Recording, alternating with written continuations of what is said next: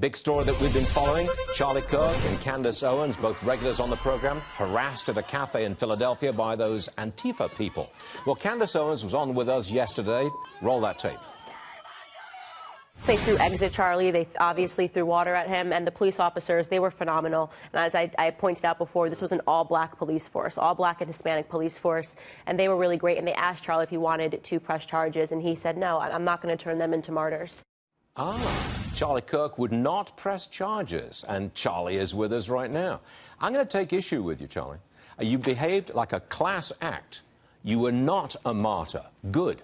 But who's going to stop these thugs from doing it again? Unless you push back and make them pay a price for their thuggery, it keeps going. That's my point of view. What do you say? I respect that opinion, Stu, but at least in the time that this occurred, and I have no regrets for not pressing charges, I'm of the opinion that I would have given them exactly what they wanted. They would have been able to say, look, world, look how now I am a true victim. Now I am a martyr for doing the right thing. And it would have given them and their base the opportunity to gallivant around and recruit more members. Instead, by doing nothing, we exposed the radicalism, publicized the video, walked away, and allowed the situation to diffuse itself. Look, I did have stuff thrown at me. I did have water poured on me. Physically, I was fine. And let's just be perfectly honest about something. I did not physically retaliate. And I'm not going to. I probably could have handled myself quite well in that situation if it got down to that. But look, we have the moral high ground here. Let's stay there. It's not about retaliating. It's not about turning this into a brawl. It's about just saying, you know what? We stand for free speech. These people are completely and totally out of bounds. But I do respect your opinions, too. But really, are we going to teach them a lesson? I mean, look, seriously, Charlie, I really respect your restraint. I don't know how I would have reacted if somebody's got a bullhorn in one ear and a whistle in the other. I mean, I've said this many times on the air. My reaction would be, get away from me.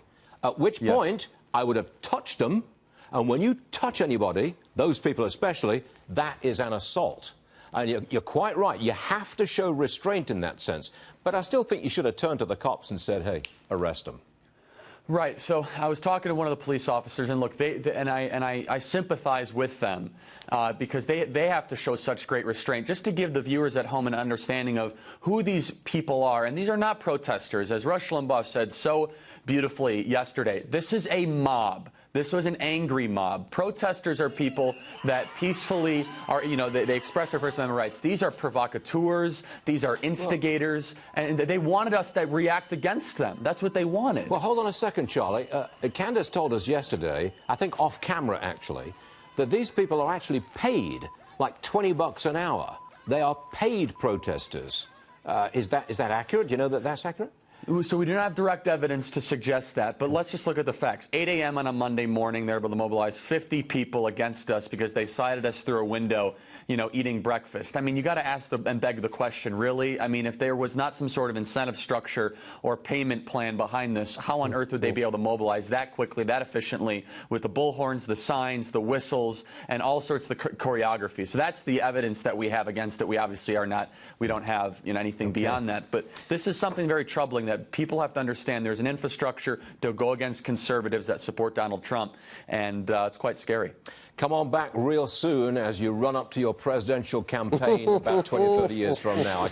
You know I'm right. You know they're scared about something, Stu. You keep saying that. They're pretty terrified. Good to see you, Stu. Charlie Kirk, you're welcome anytime. Thank you, Stu.